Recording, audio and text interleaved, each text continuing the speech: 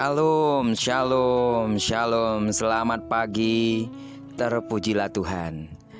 Di pagi hari yang cerah ini kita patut bersyukur, sebab sekali lagi dalam anugerahnya yang besar Dia telah memberikan kita satu hari lagi, tepat di hari Sabtu tanggal 27 Maret tahun 2021. Tuhan telah memberkati tidur nyenyak kita sepanjang malam ini.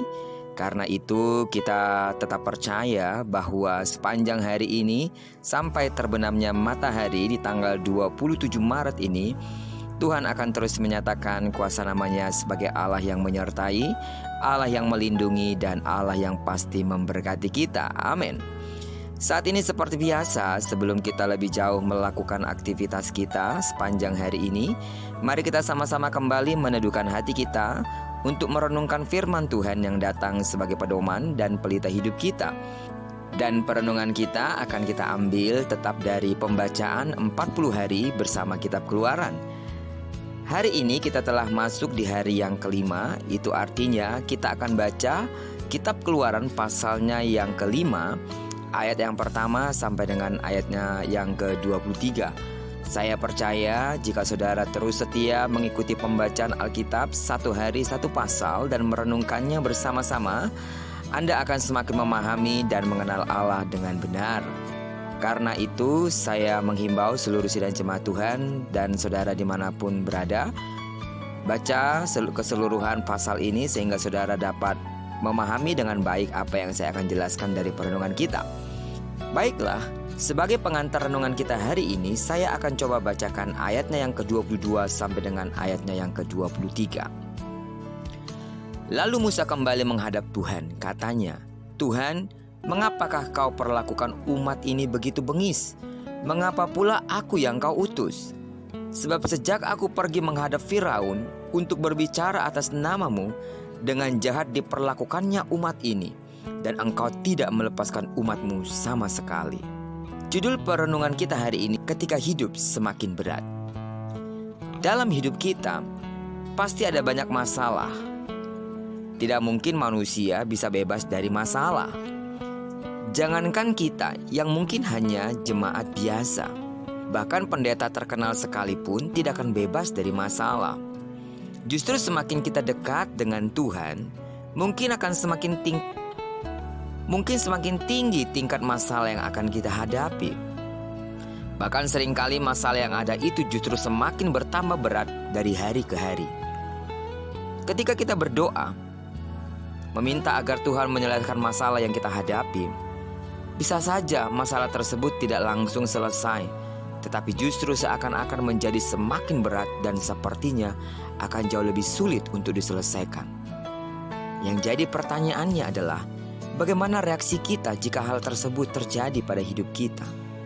Apakah kita akan semakin kuat berdoa, atau justru kita pada akhirnya akan menyerah dan membiarkan masalah tersebut menguasai kehidupan kita? Hari ini, kita belajar dari salah satu tokoh Alkitab yang luar biasa ini, yaitu Musa. Musa adalah tokoh sentral dalam kisah Perjanjian Lama dan sangat dihormati oleh orang Yahudi. Hari ini, dari pembacaan kita tentang kisah Musa, yang adalah tokoh sentral dalam kisah Perjanjian Lama, Musa sangat dihormati oleh orang Yahudi. Walaupun demikian, kehidupan Musa bukannya tanpa masalah. Jika kita kembali melihat ayat-ayat yang sudah kita baca dari beberapa pasal sebelumnya, maka kita akan menemukan bagaimana Tuhan Allah memanggil Musa untuk menjadi pembebas bangsa Israel. Musa pada awalnya menolak, tetapi akhirnya menyetujui permintaan Tuhan tersebut. Mungkin pada saat itu yang terbayang dalam pikiran Musa adalah ketika ia menghadap Firaun, maka segala sesuatunya akan menjadi baik. Firaun mau mendengarkan Musa dan membiarkan bangsa Israel keluar dari tanah Mesir. Akan tetapi, apa yang terjadi? Ternyata Firaun bertindak semakin kejam. Bangsa Israel yang dulu diperbudak dan membuat batu bata di Mesir, kini harus tetap membuat batu bata dan sekaligus mencari jerami sebagai bahan batu bata tersebut. Padahal sebelum Musa menghadap Firaun, jerami tersebut sudah disediakan oleh pihak Mesir. Para mandur bangsa Israel pun menanyakan hal tersebut kepada Firaun. dan meminta agar Firaun kembali memberikan jerami kepada mereka agar mereka dapat membuat batu bata seperti biasa. Akan tetapi dari pembacaan yang sudah kita baca, kita mendapati bahwa Firaun dengan bahasanya menyatakan bahwa kebijakan baru tersebut diambil karena Musa datang menghadap dirinya dan meminta agar bangsa Israel boleh keluar dari tanah Mesir untuk beribadah. Dengan kata lain, Firaun sedang menyalahkan Musa kepada bangsa Israel. Mari kita bayangkan perasaan mandur bangsa Israel tersebut ketika mereka keluar dari istana Firaun.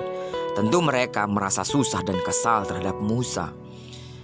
Lalu kalau kita juga bayangkan para mandur yang sedang kesal dan susah tersebut bertemu dengan Musa dan Harun, tentu wajar apabila para mandur justru menyalahkan Musa. Menyalahkan Musa bukan dengan biasa-biasa, tapi menyalahkan Musa habis-habisan. Karena ternyata gara-gara Musa maka mereka pun harus kena batunya. Bayangkan pula perasaan Musa pada saat itu. Mungkin pada saat itu Musa pun berkata kepada Tuhan, "Tuh kan Tuhan, betul kan? Apa kata saya? Lebih baik saya tidak usah menyampaikan suara Tuhan deh." Mungkin begitu ya. Buktinya bangsa Israel tetap tidak bisa keluar dari Mesir. Malah saya dimusuhi segenap bangsa Israel. Mungkin itu kira-kira bahasa yang keluar dari mulut Musa jika menggunakan bahasa kita saat ini. Alkitab mencatat bahwa Musa menggunakan bahasa yang mungkin lebih halus. Dia katakan, "Tuhan, mengapakah kau perlakukan umat ini begitu bengis? Mengapa pula aku yang kau utus? Sebab sejak aku pergi menghadap Firaun untuk berbicara atas namamu, dengan jahat diperlakukannya umatmu ini, dan engkau tidak melepaskan umatmu sama sekali." Musa mengalami masalah yang seakan-akan semakin berat. Bukannya menjadi pemimpin Israel, Musa bahkan dimusuhi oleh segenap bangsa Israel pada saat itu. Tetapi justru ketika masalah seakan-akan menjadi berat, disitulah waktu di mana sebentar lagi Tuhan akan menyatakan mukjizatnya. Jika kita membaca ayat dan pasal selanjutnya nanti, maka kita akan menemukan bagaimana Tuhan membuat 10 tulah yang luar biasa di Mesir, dan pada akhirnya Firaun pun mengizinkan bangsa Israel untuk pergi. Saudara yang kekasih di dalam nama Yesus, mungkin ada di antara kita yang saat ini sedang mengalami masalah. Dan walaupun kita sudah berdoa kepada Tuhan, tetapi masalah yang ada seakan-akan tidak kunjung selesai dan bahkan semakin bertambah berat. Tetapi percayalah bahwa ketika kita sudah berdoa dengan sungguh-sungguh dan masalah yang ada seakan-akan semakin berat, justru disitulah sebentar lagi Tuhan akan menunjukkan kuasa-Nya yang luar biasa. Amin. Hanya sesaat lagi maka mukjizat Tuhan akan Anda terima dalam kehidupan saudara. Syaratnya hanya satu: tetap percaya dan tetap mengimani bahwa Tuhan tidak akan pernah meninggalkan anak-anaknya yang senantiasa berharap kepadanya. Dan kita akan melihat bagaimana tangan Tuhan yang kuat dan perkasa menolong kita tepat pada waktunya. Amin. Kiranya perenungan kita hari ini akan sangat memberkati saudara. Jika saudara saat ini sedang bermasalah, hadapilah dengan penuh semangat. Kiranya perenungan kita hari ini menyemangati roh saudara untuk tetap bergantung kepada Tuhan yang hidup dan bersandar kepada kekuatan-Nya. Amin. Diberkatilah kita sepanjang hari ini dan digenapi firman-Nya yang berjanji bahwa apa yang diperbuat tangan kanan dan tangan kiri kita dibuatnya berhasil. Kemanapun kaki kanan kaki kiri kita melangkah, di sana kemuliaan Tuhan akan dinyatakan. Dan diberkati kita bersama dengan orang-orang yang kita cintai, dan diberkati kita bersama dengan orang-orang yang kita kasihi sepanjang hari ini. Terpujilah nama Tuhan. Shalom.